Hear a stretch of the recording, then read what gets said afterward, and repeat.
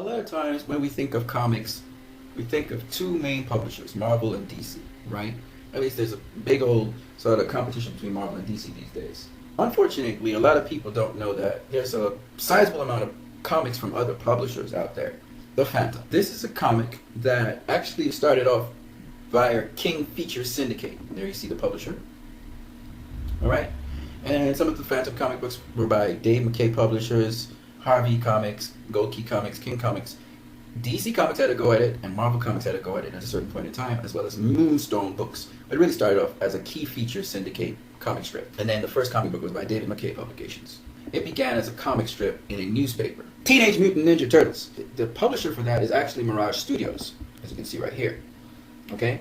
So even though Universal works with them, I think it's Universal or Paramount, I can't remember. But they work with Mirage Studios, IDW Comics. Now Transformers. Transformers was a comic that first was actually started by Marvel in 1984. And then Transformers Generation 2, that came out by Dreamwave Productions. And then IDW Publishing has some of the more recent issues from 2005. Vampirella. Vampirella is kind of a soft porn kind of comic, horror comic. We're talking about vampires. Vampirella. That's a Warren Publishing comic from 1969 to 83. Then Harris Publications, 1991 to 2010. Right now it is with Dynamite Entertainment. Masters of the Universe. He-Man, She-Ra, Skeletor, and the whole host of other people. It first started off as DC Comics, then it went to Marvel Comics. Right now it's with Image Comics, okay? You have comics out there which are not Marvel or DC. I mean, Marvel did have a time with it.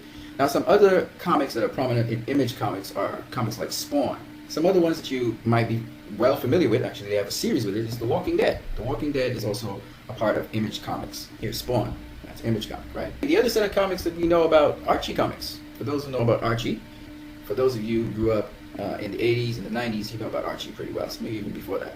This comic debuted in 1942, and it's currently still going on to this day.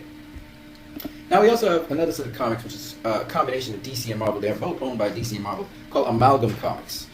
This is not as well known, but it is based off of well-known characters. For instance, Batman and Wolverine combined together form a amalgam comic book character called Dark Claw.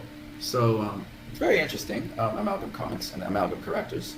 So you have Amazon, you have Assassins, Doctor Strange, Fate, the JLX instead of JLA. League of Extraordinary Gentlemen. There's movies made off of this, I think two, a movie and a sequel.